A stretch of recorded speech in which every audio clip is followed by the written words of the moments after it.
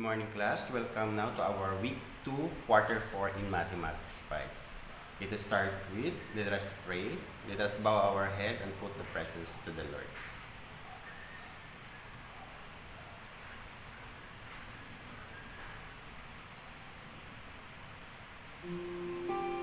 Dear God, thank you for loving me and giving me your all. When I grew up, I will still be serving you. I want to know you more. I want to love you more. I'll never forget you, Lord. In Jesus' name, amen.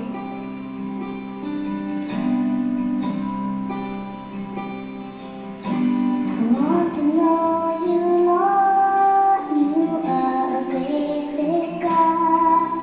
I'm young and do not know a lot. Come and be my own. I want to love you more, giving you my life and all. You died for me, you sacrifice. I won't forget you, Lord. I love you, Jesus. I'll grow up knowing you. I love you, Jesus. I'll grow up serving you. I love you, Jesus. My life is saved by you. I'll never forget. I'll grow up loving you.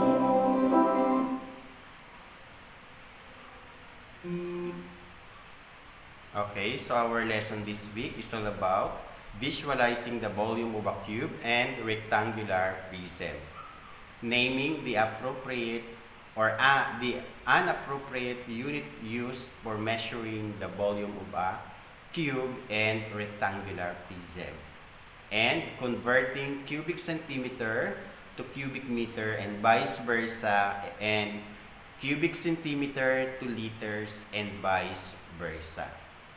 So at the end of the lesson, you are expected to 1. Visualizes the volume of a cube and rectangular prism. Second, names the unappropriate unit of measure used for measuring the volume of a cube and rectangular prism. And third, converts cubic centimeter to cubic meters and vice versa, and cubic centimeter to liters and vice versa. Okay, so last week we studied about the solid figures and kinds of solid figures. So you are going to identify the figure or solid figure represented by the object. Okay, are you ready? You can say you can write your answer on your notebook and you can check it. Okay, that ball. Okay, very good. That is sphere. How about this one? All right, pyramid. Okay, pyramid. Next. How about that? Refrigerator.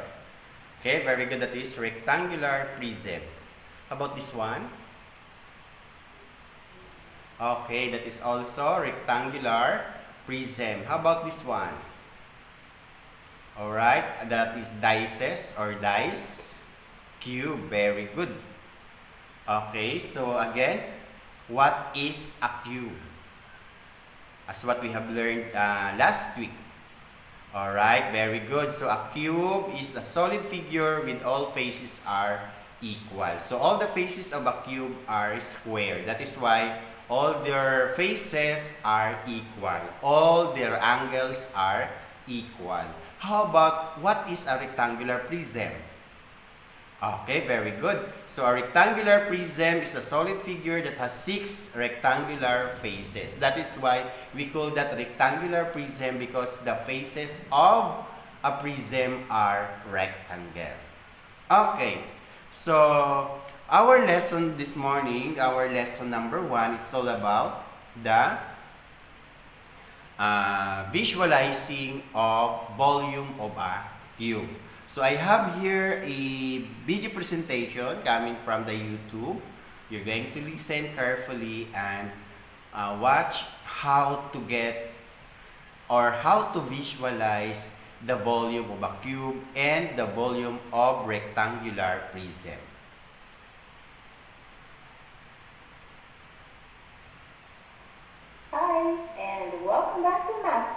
with Mrs. Smith. Hey, Kathleen, did you do that?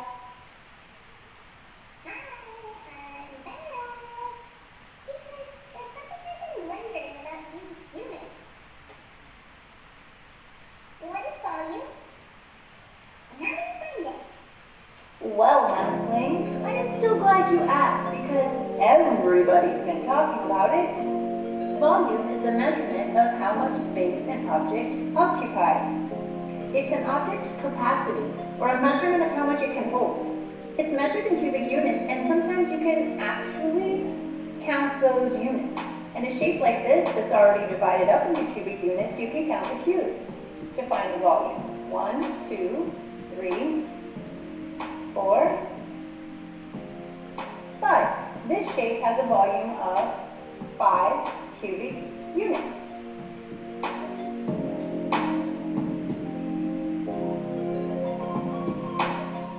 For a shape like this rectangular prism, you can still count them, but you also need to know there's some you can't see. So we're going to count just this top layer. 1, 2, 3, 4, 5, 6, don't forget we're counting cubes, 7, 8, 9. I know the top layer is made up of 9 cubes, and I also know there are 1, 2, 3 layers just like it. So there's a row of 9, and another row of 9 under that, and another row of 9 under that. Put all those cubes together, and that gives us a volume of 27 cubic units. Notice the little 3 we can use after units to represent cubic units, because cubic units are 3-dimensional. Just got this package for you in the mail. I bet Mathem sent it just so you could find the volume of it. Oh, she's so thoughtful. For a rectangular prism that's not divided up into its cubes, we can't just count them, then we'll use the formula. The formula for volume is length times width times height. It can be written any of these ways, and it can even be written on a bottom way where it has a capital B times 8. If that's what it means when they're squished together like that, it means multiply. Capital B means find the area of the base and then multiply it with the height. And to find the area of a base, we would multiply length times width. Then multiply that times height to find the volume. So really all of these formulas mean the same thing. To find volume, it's always length times width times height. If we're going to use the formula, that means first we need to get the measurements of the length and the width and the height. Let's measure the length. That is 10 inches. And then we'll measure the width. The width is another 10 inches. And then we'll measure the height. The height is 12 inches. The 3 dimensions we need to look at: length, width, and height.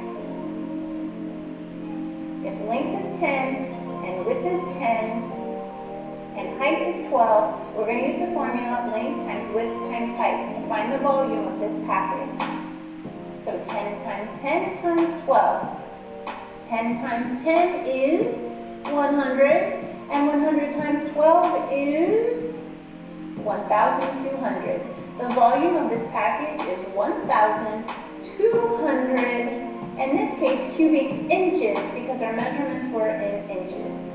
Now let's open it and see what's in there. Alright, so in the video presentation, it was discussed how to count or get the volume of a rectangular prism and a cube by counting the unit of, or the cubic unit found in a figure. And it was also discussed the formula on how to get the volume of rectangular prism and the cube. Okay, so as what you have learned in the video presentation, this time we are going to answer by counting the number of cubic units in a figure. So let's have this. Write your answer in your show me board. Count the number of the cubic units. Okay, give the volume of its illustration by counting the number of cubes in each layer. Express your answer in cubic units. Alright, so number 1 we have, very good, 9 cubic units. How about next? So you have 2 layers. In one layer you have 8. So therefore, the volume is 16 cubic units. Very good. How about this one? Number 3. Alright, that is 9 cubic units. How about this one? Okay, it was repeated. So again, it is 16 cubic meters. Cubic units rather.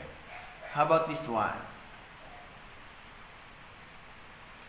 So how many layers do you have? We have 5 layers, and in one layer it composed of 25. Therefore, the volume is 125 cubic units. Okay, so that is how to count the number of cubic units occupied in a certain rectangular prism or a cube. Okay, let's go now to our lesson 2. Okay, so how do you name the appropriate unit of measure for the cube or rectangular prism? Okay, so volume is often quantified numerically using cubic units, cubic centimeter, cubic meters, and liters. You must consider the linear measure of the given cube or rectangular prism in giving the appropriate unit of measure. Cubic centimeter takes up the same amount of space on a small cubic that measures 1 centimeter in length on each side.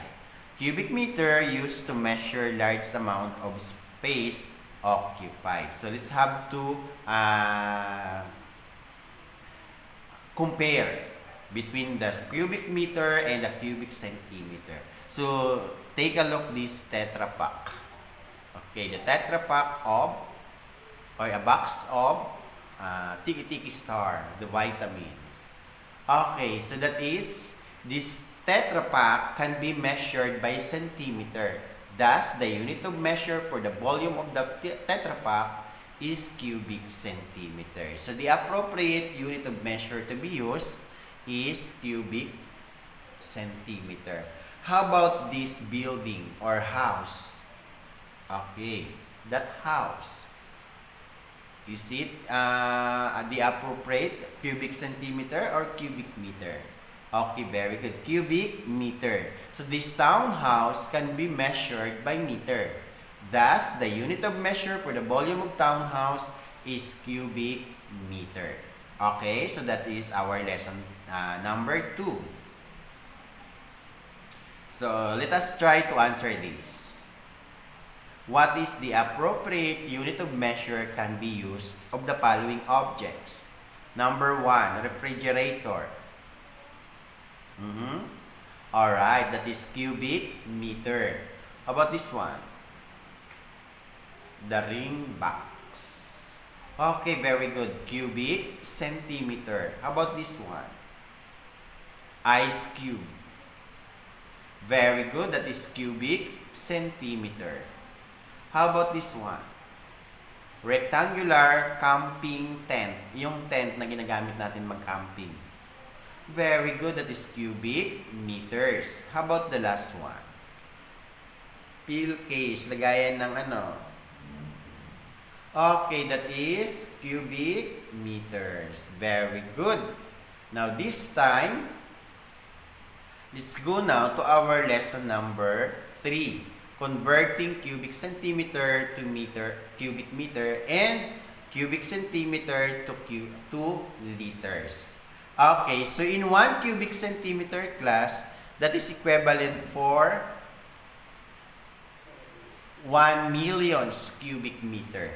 So in other words, in 1 cubic meter, that is equivalent for 1 million cubic centimeter. So take note that when we are converting smaller unit to bigger unit, we're going to divide. When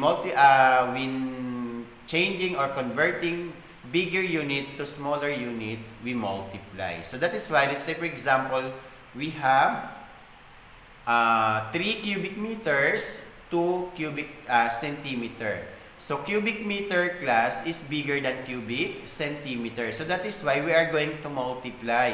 So 3 in 1 cubic meter, that is 1 million cubic centimeter. I'm right?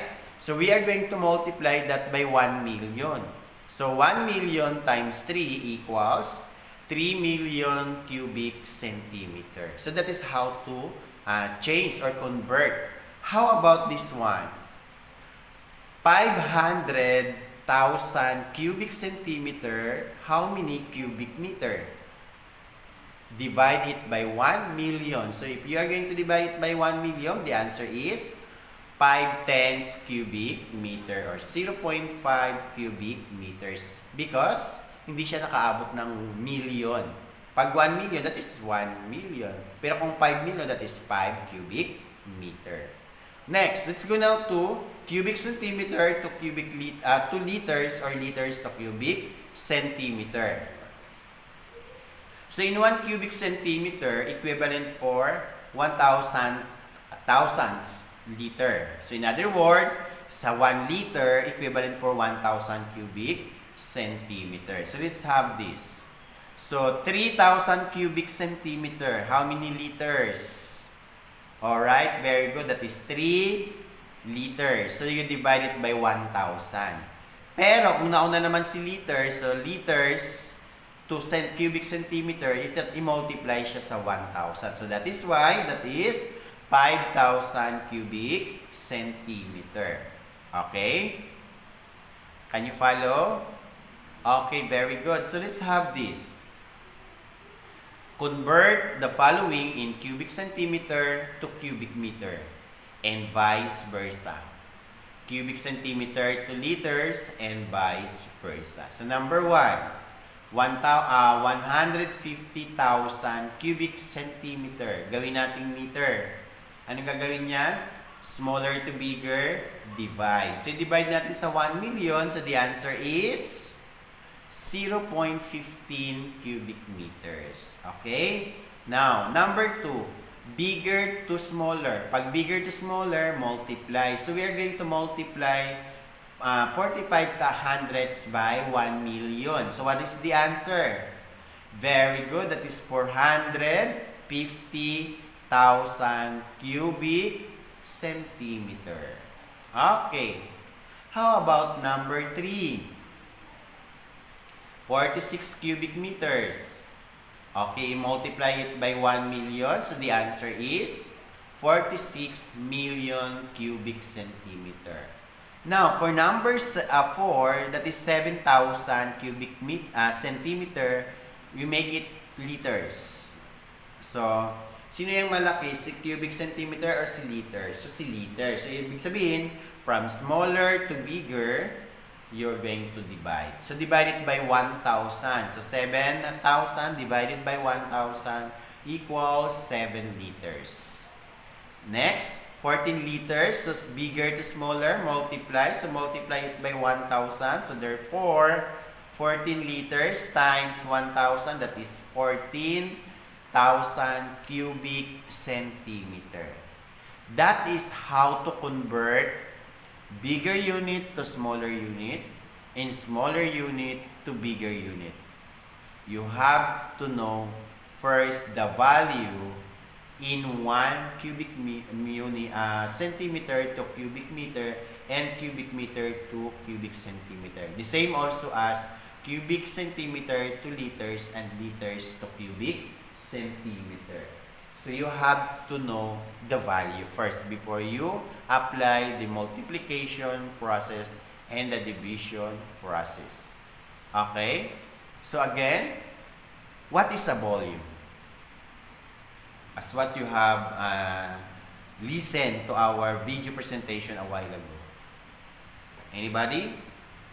Okay. So volume is the number of cubic units occupied by a space. In a space figure. Okay? So, how do we visualize the volume of a cube or a prism? Alright, so to visualize the volume of a cube or a prism or a rectangular prism, first, we are going to count the number of unit of cubes that make up the figure.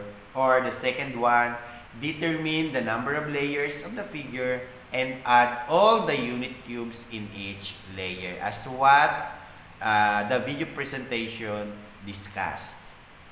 And then, how do we convert larger unit to smaller unit and smaller unit to larger unit? Okay, so in converting from larger unit to a smaller unit, use multiplication. So kapag malaki, gawin natin siya maliit na unit, i-multiply. In converting from smaller to unit to larger unit naman, you use division. Galing sa maliit, gagawin siyang malaking unit, that is division. Alright? So that is our lesson this week. It's all about visualizing the volume of a cube and rectangular prism and also use the appropriate unit of measures in a different objects, and also converting unit from smaller unit to bigger unit and bigger unit to smaller unit. Any question? Clarification? If there is none, let's go now to our application. Get your notebook and write the answer only. And you are going to send it in my Messenger. Sa Messenger na lang ninyo isi-send ang application na para mabilis kong ma-check at maibalik ka agad sa inyo. Kasi minsan ang hina ng signal, hindi ko ma-open ang Google Classroom doon sa inyong folder. Alright? Again, isi-send sa aking Messenger. Okay, this is our application number 1 or letter A. Answer the following by counting the number of cubes in each figure. So yan, number 1, kakount mo lang kung ilan ang cubes. Number 2, number 3, number 4, and number 5. So count lang.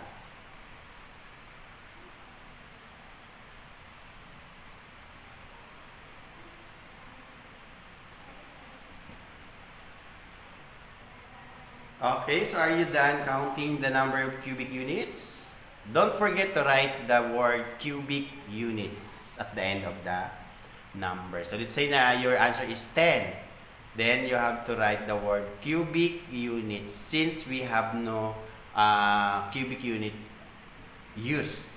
Let's say dapat centimeter, dapat meter. So since wala, you have to write cubic units. Let's say 70 cubic units, 10 cubic units, 13 cubic units. Okay. So are you through? Let's go now to your application letter B. Directions, convert the following. So i-convert mo siya. So yung, ayan, number 1 natin, liter, gawing centimeter. That is bigger to smaller. Pag bigger to smaller, multiply. Then number 2, we have 12 million. So from smaller to bigger, divide naman yan. Then number 3, divide also. That is 3.50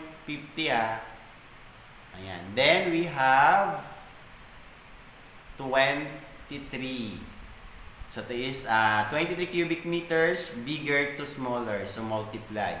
Then number 5. 2.3 cubic meters to cubic liters. So, alamin mo muna yung change mo muna sa cubic centimeter before you change it to cubic liters.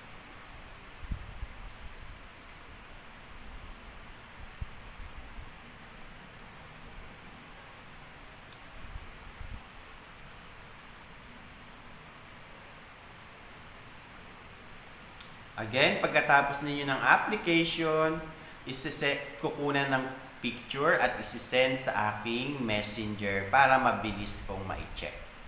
Ganun na lang yung gagawin natin kasi maraming nahihirapan sa Google Classroom. Ang daming hindi nakakapag-submit on time. So, Pagkatapos, picturean, send ka agad sa aking messenger para malalaman ko kung sino talaga ang gumagawa on time. Kasi madali lang kapag messenger, di ba? Pag nakuha ng picture, send yun ka agad. Okay, let's go now to our assessment. So again, in our assessment, this is available this afternoon in your email address or in the Google Classroom and in our Facebook GC account. Okay. Ang dami ring hindi on time sa pag-answer sa link. Late na nga ako minsan mag-send ng link pero marami pa rin ang hindi nakakapag-answer sa link. Tandaan na ang hindi nakapag-answer dyan sa link, walang grades. Kasi yun ang aking binabasihan na as one of your performance. Kasi alam ko direct, agad-agad ang pag-answer. Okay? Again, this is also your assignment. You are going to take a photo also and send to my messenger para individual, hindi makakita yung iba. So your assignment directions, draw a cube or rectangular prism to represent a spatial figure with a given volume. So magagawa kayo ng may guhit-guhit. Let's say 15 cubic units. Number 2, 36 cube units. Number 3, 45 cube units. Number 4, 27 cube units. And number 5, 125 cube units. With kayo ng box na pag binilang natin ay umaabot ng ganon. Okay, naintindihan ang assignment. Magdo-drawing kayo dyan, ha? Alright, so your reflection again in your notebook.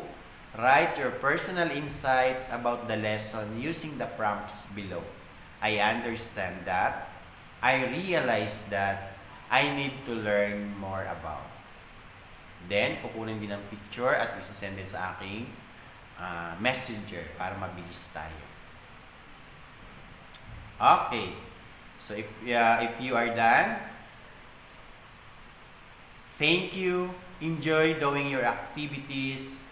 Mabuhay and goodbye, class.